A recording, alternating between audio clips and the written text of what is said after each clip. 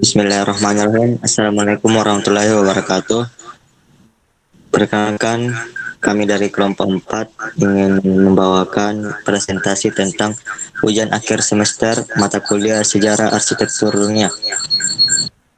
Anggota kelompok terdiri dari Andi Muhammad Yamin dengan NIM 2102 11502042, Ahmad Nur Maulana Said 2102 11502014, Saldi Wahyu Setiawan 2102 11502032, Rahmat Hidayat 2102 11502053, Kurnia Utama 2102 11502020, Aulia Mutiara Putri 2102 11502037. Selanjutnya materi pertama akan dibacakan oleh Saudara Andi Muhammad Yamin. Kepada Saudara Amin dipersilakan.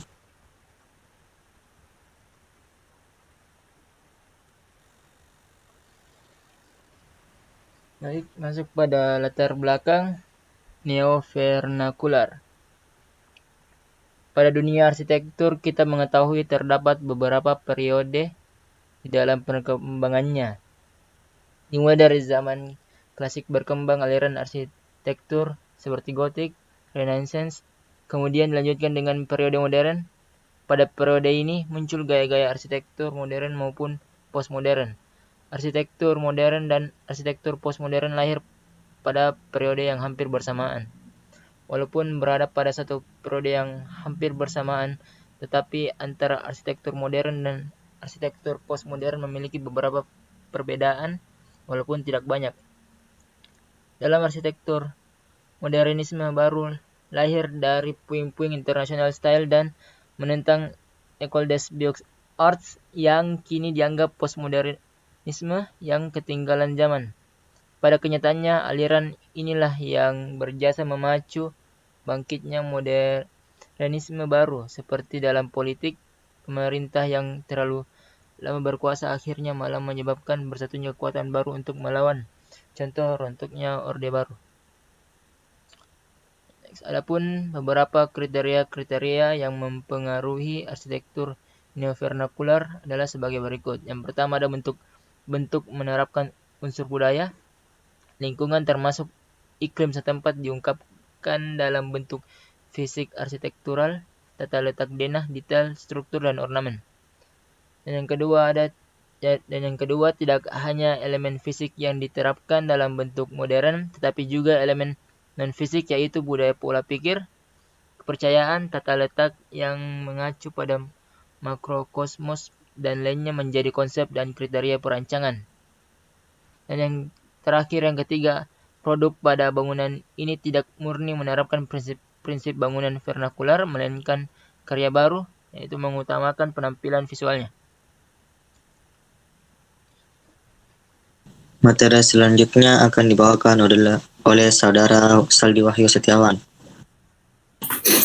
Baik, saya akan melanjutkan tadi bacakan oleh Saudara Andi Muhammad Yamin, yaitu pengertian arsitektur neo-vernakular. Kata neo atau new berarti baru atau hal yang baru, sedangkan kata vernakular berasal dari kata vernaculus, bahasa Latin, yang berarti asli. Maka arsitektur vernakular dapat diartikan sebagai arsitektur asli yang dibangun oleh masyarakat setempat. Arsitektur vernakular konteks dengan lingkungan sumber daya setempat yang dibangun oleh masyarakat dengan menggunakan teknologi sederhana untuk memenuhi kebutuhan karakteristik yang mengakomodasi nilai ekonomi dan tatanan budaya masyarakat dari masyarakat tersebut. Dalam pengertian umum, arsitektur vernakular merupakan istilah yang banyak digunakan untuk menunjuk arsitektur indigenous, kesukaan, tribal, arsitektur kaum petani, atau arsitektur tradisional. Pengertian arsitektur vernakular sering disamakan dengan arsitektur tradisional. Joseph Prijotomo berpendapat bahwa secara konotatif tradisi dapat diartikan sebagai pewarisan atau penerusan norma-norma adat, istiadat, atau pewarisan budaya yang turun-temurun dari generasi ke generasi.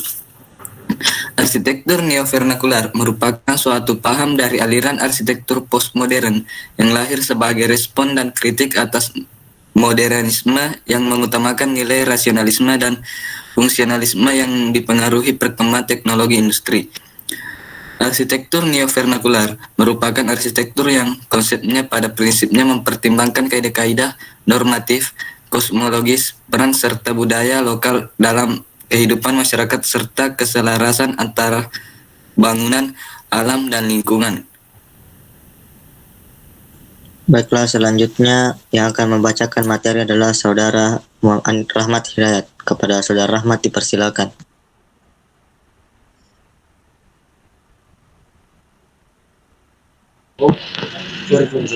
Pada intinya, arsitektur neovernakular merupakan perpaduan antara bangunan modern dengan bangunan bata pada abad 19. Batu bata dalam kutipan di atas ditujukan pada pengertian elemen-elemen arsitektur lokal, baik budaya masyarakat maupun bahan-bahan material lokal. Aliran arsitektur neovernakular sangat mudah dikenal dan memiliki kelengkapan berikut ini. Hampir selalu beratap bubungan, detail terpotong, banyak keindahan dan bata-bata, bata itu manusiawi. Jadi slogannya begitu manusiawi. Arsitektur neovernakular banyak ditemukan bentuk-bentuk yang sangat modern, namun dalam penerapannya masih menggunakan konsep lama daerah setempat yang dikemas dalam dari pernyataan ciri-ciri arsitektur neovernakular. Dari pernyataan Charles Jenks dalam bukunya Language of Postmodern Architecture tahun 1960, maka dapat dipaparkan ciri-ciri arsitektur neovernakular sebagai berikut. Yang pertama, selalu menggunakan atap bumbungan. Atap bumbungan menutupi tingkatan bagian tembok sampai ke tanah sehingga lebih banyak atap yang diibaratkan sebagai elemen pelindung dan penyambut daripada tembok yang digambarkan sebagai elemen pertahanan yang menyimpulkan permusuhan. Yang kedua adalah batu bata. Dalam hal ini merupakan elemen konstruksi lokal. Bangunan didominasi penggunaan batu bata abad 19 gaya Victorian yang merupakan budaya dari arsitektur barat. Yang ketiga, mengembalikan bentuk-bentuk tradisional yang ramah lingkungan dengan proporsi yang lebih vertikal. Yang keempat yaitu kesatuan antara interior yang terbuka melalui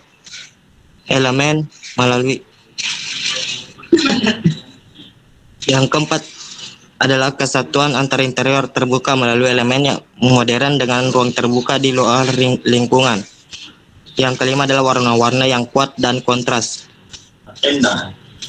Baik, materi selanjutnya akan dibacakan oleh Saudara Kurnia Utama. Ciri-ciri arsitektur neovernakular. Dari ciri-ciri di atas dapat dilihat bahwa arsitektur neovernakular tidak ditujukan pada arsitektur modern atau arsitektur tradisional, tetapi lebih pada keduanya.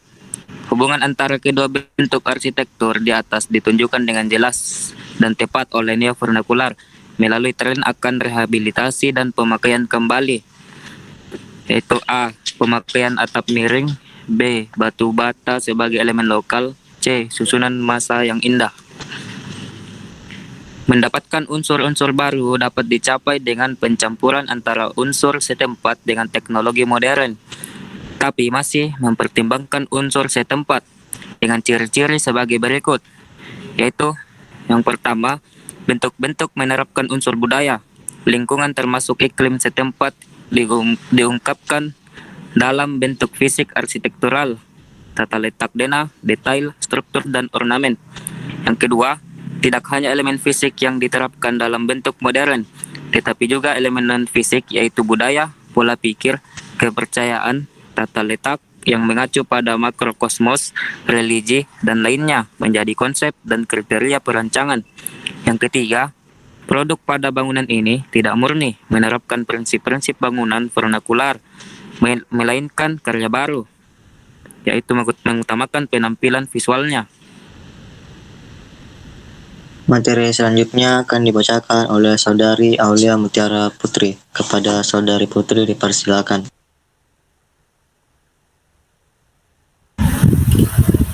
Baik, selanjutnya prinsip-prinsip desain arsitektur neovernakular. Adapun beberapa prinsip desain arsitektur neovernakular secara terperinci adalah sebagai berikut. Pertama, hubungan langsung merupakan pembangunan yang kreatif dan adaptif terhadap arsitektur setempat disesuaikan dengan nilai-nilai fungsi dari bangunan sekarang. Kedua, hubungan abstrak meliputi interpretasi ke dalam bentuk bangunan yang dapat dipakai melalui analisa tradisi budaya dan peninggalan arsitektur.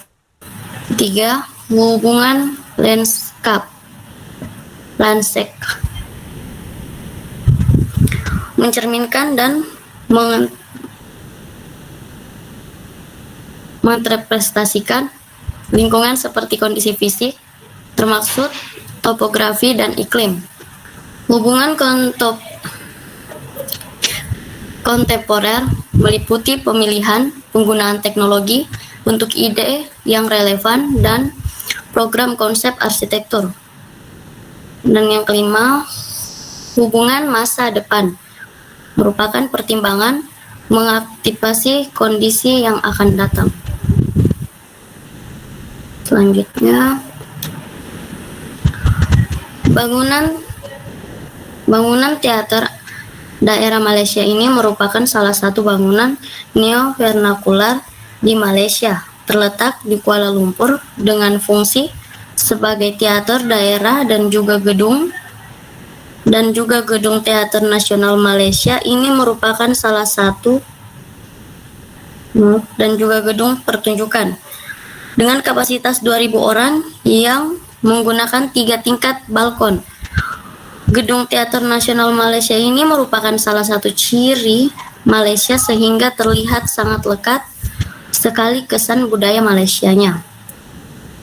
Gedung ini didesain dengan mengikuti konsep bangunan tradisional Melayu Malaysia yang menggunakan atap pelana yang tinggi dengan mengambil bentuk vernakular jelas sekali dipadu dengan material yang modern menjadikan gedung Teater Nasional Malaysia ini terlihat modern namun tetap memiliki ciri khas Malaysia.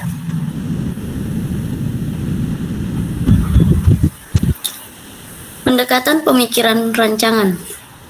Gedung Teater Nasional Malaysia ini mengambil konsep vernakular dari rumah tradisional Melayu Malaysia dengan sangat jelas dan memberikan pengulangan pada bagian atapnya yang bertingkat-tingkat. Atap pelana yang biasanya digunakan pada bangunan rumah tradisional sangat tepat diaplikasikan dengan gedung teater ini karena gedung teater membutuhkan ruang yang besar dan tinggi seperti pada rumah tradisional yang menggunakan atap yang besar dan tinggi. Baik, mungkin sekian hasil presentasi materi ujian akhir semester mata kuliah Sejarah Arsitektur Dunia. Bila ada kesalahan mohon dimaafkan. Kami akhiri dengan ucapan wabillahi taufiq wal hidayah. Assalamualaikum warahmatullahi wabarakatuh. Terima kasih. Cut.